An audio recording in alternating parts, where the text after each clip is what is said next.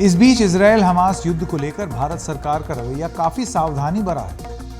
भारत ने इजरायल पर हुए आतंकी हमले की तीखी आलोचना की है और इजरायल की आत्मरक्षा के अधिकार का समर्थन किया है। लेकिन साथ ही भारत गाजा में मानवीय संकट पर भी काफी चिंतित है और गाजा में राहत सामग्री भेज रहा है। भारत ने अभी तक हमास को आतंकी संगठन घोषित नहीं किया, लेकिन इजरायल के राजनयिकों का यह कहना है कि इसका समय अब आ गया है, लेकिन अभी तक किया नहीं है। जो किया उन्होंने हमास ने इजरायल में, उसको हमने आतंकवादी घटना जरूर बताया, लेकिन हमास को आतंकवादी संगठन भारत ने घोषित नहीं किया। भारत अब तक ऐसा क्यों नहीं कर पा रहा है, इस चीज पर ज्यादा जानकारी दे रही है हमारी सहयोगी नीता शर्मा। अमेरिकी राष्ट्रपति जो बाइडेन का ये बयान कि जो हमास ने हमला इजराइल पर किया है वो इसके चलते किया है, जो G20 में middle east European economic corridor की जिसकी सहमति बनी थी देशों के बीच में, इसके चलते ये हमला किया गया है। साथ में जो इजराइल के इन्वॉय हैं दिल्ली में, वो भी ये बार बार बात बोल रहे हैं कि अब ये समय आ गया है कि हमास को एक आतंकी संगठन भारत को घोषित कर देना चाहिए। तो क्या ये दबाव भारत के ऊपर चलेगा? सरकारी सूत्र कह रहे हैं कि जहां तक भारत का सवाल है वो ये मानता है कि आतंकी हमला था, लेकिन जहां तक हमास का सवाल है उसे वो अभी आतंकी संगठन करार नहीं दे रहा है। इसके पीछे दो वजह हैं। जो सरकारी सूत्र हैं उनका ये कहना है इसके पीछे इकोनॉमिक और डोमेस्टिक कंपल्शंस हैं। इकोनॉमिक कंपल्शन साफ है कि भारत की काफ़ी सारी इन्वेस्टमेंट्स जो हैं वो अरब वर्ल्ड में हैं, काफ़ी सारे भारतीय नागरिक वहाँ पर काम करते हैं। जितने OIC के देश हैं, 57 OIC के जो देश हैं वो सारे के सारे फिलहाल पैलेस्टाइन के साथ खड़े हुए हैं। और दूसरा अहम कारण तेल भी है। तेल जो भारत इंपोर्ट करता है रशिया और साथ में अरब वर्ल्ड से, और ये दोनों के दोनों देशों ने अभी क्रिटिसाइज किया है इजराइल को। तो इकोनॉमिक कंपल्शंस हैं, साथ में डोमेस्टिक कंपल्शंस भी हैं, क्योंकि हमने देखा है कि जो हमारी सुरक्षा एजेंसियां हैं जो जांच करती हैं, जो सब जगह नज़र रखती हैं, उनका कहना यह है कि इस्लामिक वर्ल्ड बहुत माइन्यूटली वॉच कर रहा है। जो गाज़ा पट्टी में जो गाज़ा कॉन्फ्लिक्ट है वो जो हो रहा है वहाँ पर जो भी हो रहा है उसके ऊपर माइन्यूटली उनकी नज़र है। खासकर कश्मीर के लोग भी इसे माइन्यूटली ऑब्जर्व कर रहे हैं। इसके चलते एक हाई लेवल मीटिंग भी हुई थी, जिसके बाद वहाँ पे सुरक्षा का जो मैट्रिक्स है उसमें बदलाव किया गया, क्योंकि ये अंदेशा सुरक्षा बलों को है कि कहीं जिस तरह से हमने देखा जॉर्डन, इजिप्ट और बाकी देशों में स्ट्रीट प्रोटेस्ट हुए थे, प्रो पैलेस्टाइन प्रोटेस्ट जो हैं वो कहीं कश्मीर में भी ना हो जाएं।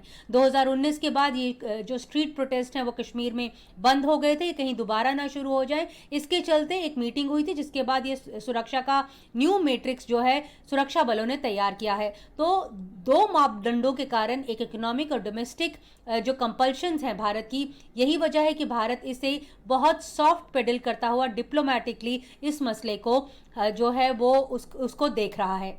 नई दिल्ली से नीता शर्मा, NDTV इंडिया के लिए। इस पूरे मुद्दे पर हमने बात की दक्षिण एशियाई मामलों के जानकार और वरिष्ठ पत्रकार कमर आगा साहब से। हमास को अमेरिका और यूरोपियन यूनियन ने तो आतंकवादी जरूर घोषित कर दिया है, मगर अभी जो दूसरे देश हैं यानी यूनाइटेड नेशन ने उसको घोषित नहीं कर पाया। प्रक्रिया ऐसी होती है कि यूनाइटेड नेशंस में सिक्योरिटी काउंसिल की एक कमेटी है 1267 जो ये तय करती है कि कौन आतंकवादी संगठन है। यानी वहां पे समस्या ये आ जाती है, जो यूनाइटेड नेशंस के परमानेंट मेंबर हैं 5, उनमें सहमति होना जरूरी होता है। ये समस्या भारत के साथ भी है। जब पाकिस्तान बेस्ड बहुत से आतंकवादी संगठन भारत में सक्रिय हैं, आतंक फैला रहे हैं, लेकिन जब उनका मसला आता है तो उनको चाइना वीटो कर देता है। हमास जो एक संस्था है, इसको बहुत से देशों में इसके सपोर्ट भी है। और दूसरी बात यह है कि हमास जो है उसका कहना यह है कि वो किसी दूसरे मुल्क में जाके आतंक नहीं फैलाती। वो कहती है कि हम एक जो है फ्रीडम फाइटर हैं, अपने को बताती है। और वो ये कहती है कि हम आर्म्स मींस यानी सैन्य शक्ति के माध्यम से इजराइल से लिबरेट कराना चाहते हैं, क्योंकि जो बातचीत का सिस्टम था वो फेल हो चुका है।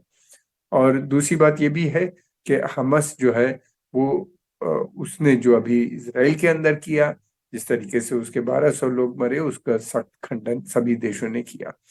हमास का वजूद भी हम देखते हैं कि एकदम से 2008 से लगातार बढ़ती चली गई, एक पावरफुल है, इसको सपोर्ट अरब देशों में भी है। हालांकि अधिकतर अरब देश जो है, सऊदी अरेबिया समेत, इससे उनका संबंध नहीं है। मगर इस समय जो इजराइल में हो रहा है, उसके चलते में वो सब एक साथ हो गए हैं। एक तरफ तो वो आतंक का खंडन करते हैं, तो दूसरी तरफ वो इजराइल का भी खंडन कर रहे हैं, और वो चाहते हैं कि फौरन सीज फायर हो। हमास को जो ये एक अकेला गुट नहीं, इस तरह के बहुत से हैं। शिया मलेशिया हैं इराक के अंदर, फिर उसके अलावा हूती रिबल हैं यमन के अंदर, फिर उसके अलावा हिजबुल्लाह है वहां पे लेबनान के अंदर। इनका आपस में भी गठजोड़ है। ये सब अपने को कहते हैं कि ये हम रेसिस्टेंस, आर्क ऑफ रेसिस्टेंस है, हम रेसिस्टेंस के एक ये लोग से जुड़े हुए हैं, और रेसिस्टेंट इनकी एक्टिविटी है। ये इसी कारणवश एक समस्या खड़ी हो जाती है, जब ये तय नहीं हो पाता कि ये रेसिस्टेंट ग्रुप है या आतंकवादी ग्रुप है, क्योंकि अभी तक आतंकवाद की परिभाषा यूनाइटेड नेशंस ने नहीं दी है। तो ये भी एक समस्या है, जिसकी वजह से बहुत से आतंकवादी जो संगठन है वो अपने को रेसिस्टेंट ग्रुप कह के बच जाते हैं। देखिए क्या है आने वाले समय में किस तरीके से होता है। भारत जो है उनको आतंकवादी मानता है, या भारत जिसको यूनाइटेड नेशन सिक्योरिटी काउंसिल से ने डब किया हुआ आतंकी, और भारत यूनाइटेड नेशंस के जो रेजोल्यूशंस होते हैं उसको ऑनेस्टली इम्प्लीमेंट भी करता है। इजराइल हमास जंग को लेकर अमेरिकी राष्ट्रपति जो बाइडेन का और बड़ा बयान सामने आया है।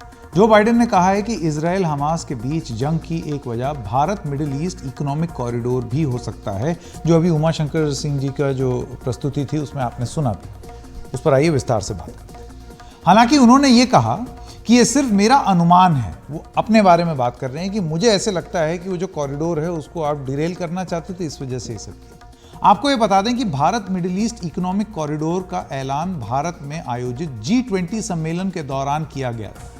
इजराइल ने भी इस कॉरिडोर को अहम बताया था। उधर तुर्की इस कॉरिडोर के पक्ष में नहीं है, तुर्की इसके विकल्प की बात कर रहा है। ये कॉरिडोर संयुक्त अरब अमीरात, सऊदी अरब, जॉर्डन, इजराइल से होते हुए यूरोप के बाजारों तक पहुंचेगा, लेकिन ये तुर्की से नहीं गुजरेगा। तुर्की के राष्ट्रपति रजब तैयब अर्दोआन ने G20 की बैठक के बाद कहा था कि तुर्की के बिना कोई कॉरिडोर नहीं हो सकता।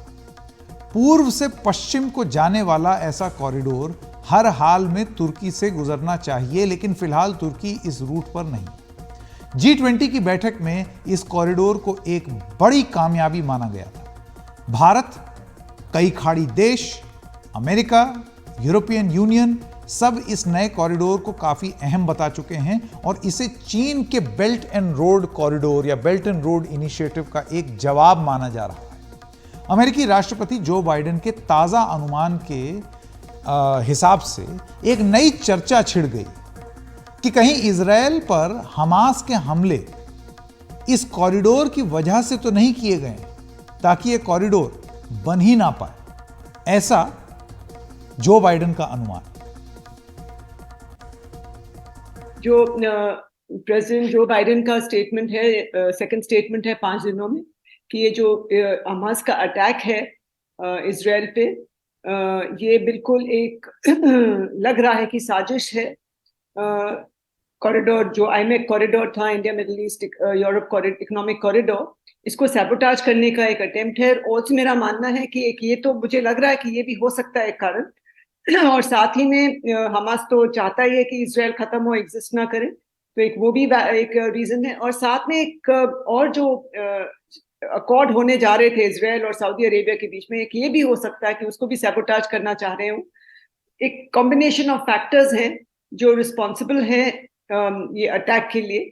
और बिल्कुल मुझे लगता है कि प्रेसिडेंट जो बाइडेन ये जो स्टेटमेंट दे रहे हैं इसमें कुछ सत्य है, और कुछ ठोस कारण जो बता रहे हैं उनको, और उनके पास कोई इंफॉर्मेशन भी होगी जरूर। और मेरा मानना है कि ये शायद यही कारण है कि ये आईमेक, क्योंकि इंडिया चाह रहा है कि ये पुराना जो आईमेक कॉरिडोर है उसको ऑल्टरनेटिव टू BRI भी देखा जा रहा है, और इंडिया कह रहे हैं कि एक पुराना जो सिल्क रूट है इसको रिवाइव किया जाए जो इंडिया से जाता था। तो ये सभी कंबाइंड चीजें हैं, और साथ में हम देख रहे हैं कि इसमें हो सकता है कि चीन और रूस का भी कहीं पीछे से हाथ हो, ईरान का भी हो, क्योंकि उनको सब लग रहा है कि जो इस IMEE से जो कॉरिडोर बनने जा रहा है, इससे सारे जो डायनेमिक्स हैं वहां पे और जो संतुलन है वो इम्पैक्ट हो सकता है, और वो नहीं चाहते हैं कि इंडिया को भी कोई एडवांटेज मिले और ये एक alternative BRI route, alternative to the BRI एक ये रूट ऐसा बने। तो हो सकता है सारे कॉम्बिनेशन ऑफ फैक्टर्स हैं, मुझे लगता है, जो जिस वजह से ये वॉर हमास ने अटैक जो शुरू किया है, और प्रेसिडेंट जो बाइडेन ने जो इस पे स्टेटमेंट दिया है, ये हो सकता है कि इसी में कोई काफी सच्चाई।